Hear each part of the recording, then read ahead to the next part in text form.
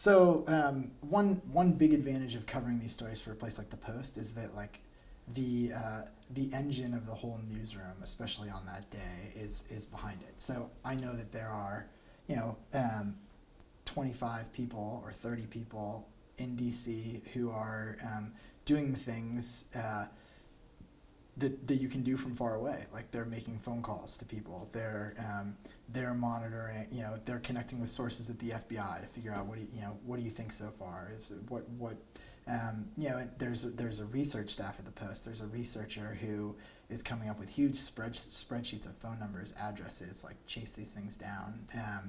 You know, all of that is super helpful. It's just so awful that there are like processes at major American news organizations for all this stuff. But like when a shooting happens in a town like Roseburg, there is a crazy run on hotel rooms. You know, and so there's a person at the Post, like an administrator, who knows like as soon as one of these shootings happens, she tries to book rooms because it gets really hard to get rooms. Wherever we got hotel rooms was, you know, it's like a roadside inn, so, you know, but it was right in the city.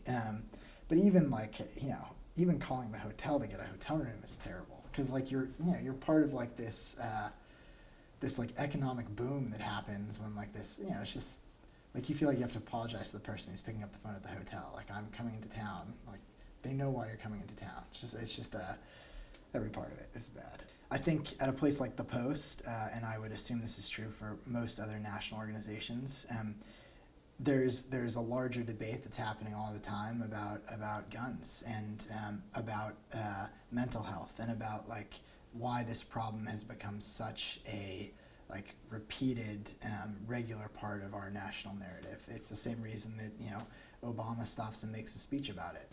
It's the same reason that he comes a week later because these are, you know, this is a huge story in Roseburg, but it's not just happening in this siloed little town in one part of the country. This is happening again and again and again and again and again. So it's a huge story just in that moment, but it's also like, you know, the fact that it's a repeated story is you know, it's I think like it's one of the biggest stories right now in the country. It's one of the, you know, it's one of the biggest problems that we have. It's the thing that the president has said in his last year is his number one priority. So that makes it something that you know, is going to be major national news every time, in addition to hugely impactful, you know, affecting local news.